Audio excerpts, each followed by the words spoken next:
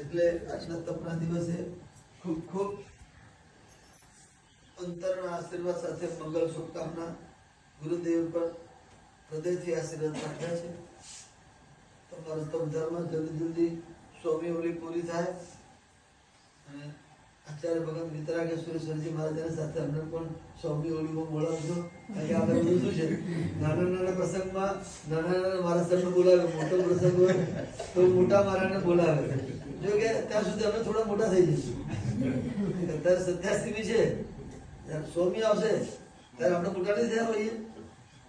એટલે બસ એટલે ખૂબ ખૂબ મંગલ શુભકામના સાથે હવે પ્રવચન પ્રભાવ આચાર્ય ભગતને વિનંતી કરીશું.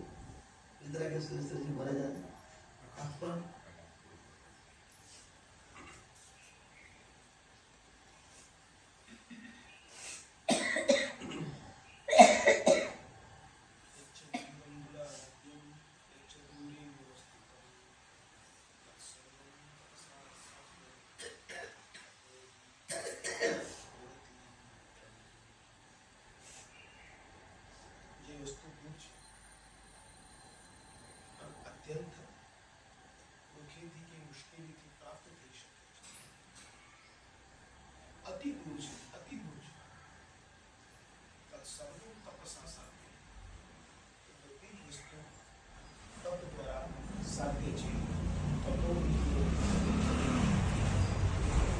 વસ્તુઓમાં આપણે શરત લગાવી છે.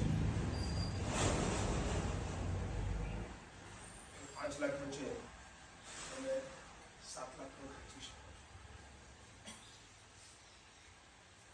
લોકો જોડી કરાવે તમે પણ કરી શકો.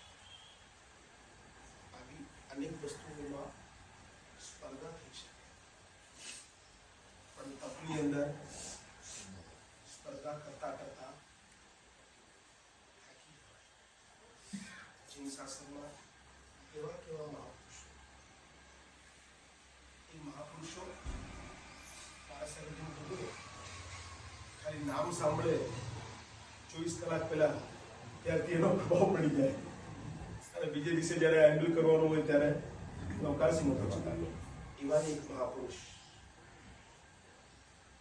જે રહેતા હતા બીજે કે ત્રીજા માળે, અને જ્યાં રહેતા હતા ત્યાંથી અડીને જ એમ કહીએ તો ચાલે આંબિલ શાળા. અને એ આંબિલ શાળામાં સવારના રસોઈ બનાવવાની પ્રક્રિયા શરૂ થાય અને એ રસોઈ જે બને એની જે સુગંધ છે એ સુગંધ એમના નાક સુધી પહોંચે તો પણ એમને ઉલટી થતી. હજી આંબિલની વાત તો દૂર, પણ માત્ર આંબિલની રસોઈ અને આંબિલના રસોઈના સુગંધ જેમને ઉલટી થતી હતી અને જીવનમાં ક્યારે પણ હું તો આંબિલ કરી શકું જ નહીં એવા વિચારવાળા એવા મહાપુરુષે પણ દેવગુરુની કૃપાથી, ધર્મના પ્રભાવથી અને શાસનદેવના સહાયથી એમને સત્સંગ મળ્યો અને સત્સંગની અંદર ગુરુના સંગમાં આવીને એમના જીવનમાં રંગ ચડ્યો અને રંગ ચડીને ધીમે ધીમે ધીમે ધીમે શ્રાવકમાંથી શ્રમણ બન્યા. અને શ્રમણ બને એટલે દીક્ષા લેતા પહેલા કોઈએ કાનમાં ફૂંક પાડી, તું દીક્ષા લઈશ તો તને ખબર છે કે દીક્ષા જે દિવસે લઈએ ભલે એ દિવસે તું ઉપવાસ કરી લઈશ, પણ તારે જોગ તો કરવા પડશે. આવશ્યક સૂત્ર ના જોતો, દશવિકારી સૂત્ર ના જોતો, એ જો પરિપૂર્ણ થશે ત્યારે તારી વડી દીક્ષા થશે. દીક્ષા લેતા પહેલા વિચાર કર કે આંબિલ શબ્દથી તને એલર્જી છે, એ ફોર આંબિલ અને એ ફોર એલર્જી, તો તું કેવી રીતે તું દીક્ષાની વાતો કેવી રીતે તારી વડી દીક્ષા થશે? એ ખબર નહીં શું થશે, પણ નક્કી કરી લીધું છે મારે શું કરવું છે, દીક્ષા લેવી જ છે.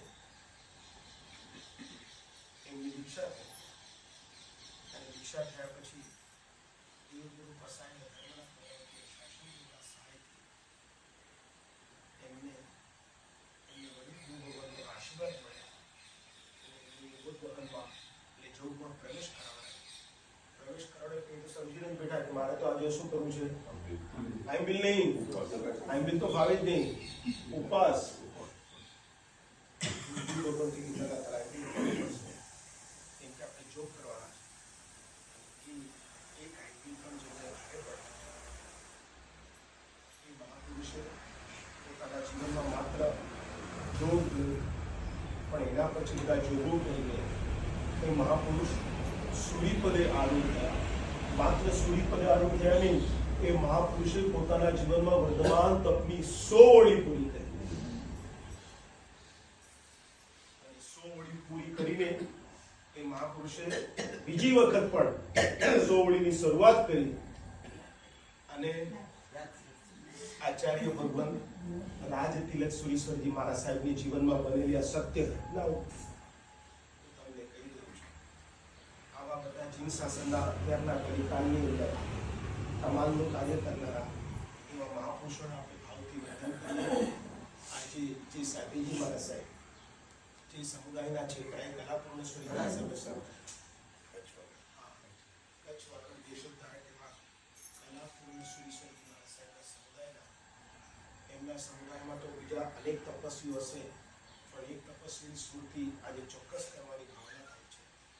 તપ પ્રભાવિકા તરીકે જેમને તેમના સમુદાયના ગચ્છાધિપતિ ગુરુઓ બોલતે એમને તપ પ્રભાવિકા તરીકે બિરુદથી અલંકૃત કર્યા એવા સાધ્વીજી મહારાજ સાહેબ હંસકીર્તિ શ્રીજી મહારાજ સાહેબ 100 ઓળી એક વખત, 100 ઓળી બીજી વખત, 100 ઓળી ત્રીજી વખત, ચોથી વખત 100મી ઓળી ચાલે છે. 300 ઉપર 85 કે 300 ઉપર 77મી ઓળીનું પારણું અત્યારે થયું છે. અને જ્યારે અમારા બાબુલાજી સરેમની જે પણ એ તમારું સૌભાગ્ય અને પુણ્ય છે કે તમે ભલે 5 મિનિટ માટે પણ એવા તપસ્વીના દર્શન કર્યા. 3 વાગે સાહેબ 3:30 વાગે નૌકા પારણું કરતા હતા. 3:30 વાગે વાપરવા બેઠા હતા. બપોરે 3:30 વાગે ઉઠ્યો હતો. એને એમના આચાર્ય બંને 3:30 વાગે પારણું વાપરતા હતા. વાપરવા બેઠા હતા. હું ગયો ત્યાં વાપરવા બેઠા હતા. હરિ પદની આરાધના માત્ર ને માત્ર શરીર ટકાવવા માટે આઈમ્બિલ કરે. એ સાધ્વી મહારાજ સાહેબના દર્શન થયા. કોઈ વર્ષો પહેલા સાધ્વી ભગવંતા દર્શન મંદિર માટે આવેલા ત્યારે માત્ર 3 દ્રવ્ય સાહેબ પાણી, પાણી પણ એક દ્રવ્ય. ક્યારેક રોટલી અને મગનું પાણી, ક્યારેક રોટલી અને કૈયાતું, ક્યારેક રોટલી અને મગ. આ રીતે માત્ર ને માત્ર 3 દ્રવ્ય, મેવાનો ત્યાગ, મીઠાઈનો ત્યાગ, ફ્રૂટનો ત્યાગ, ફરસાણનો ત્યાગ, ત્યાગનું લિસ્ટ અત્યારે મને મળે નથી. આવા તપસ્વી અત્યારે કલિકાલમાં, આ કલિકાલમાં આપણને દર્શન થઈ રહ્યા છે. ભાવપૂર્વક વંદન કરીએ. સાધ્વીજી ભગવાન એમને પણ પોતાના જીવનમાં સત્વ ફેરવી અને અહીં સુધી પહોંચ્યા. 87 સુધી પહોંચી ગયા. હવે તો થોડાક જ પગથિયા બાકી છે અને થોડા પગથિયા જલ્દી એમને દેવગુરુ કૃપાથી સારી રીતે પગથિયા ચડી જાય અને શતાબ્દીના શિખરને સર કરે. એ જ મંગલ ભાવ.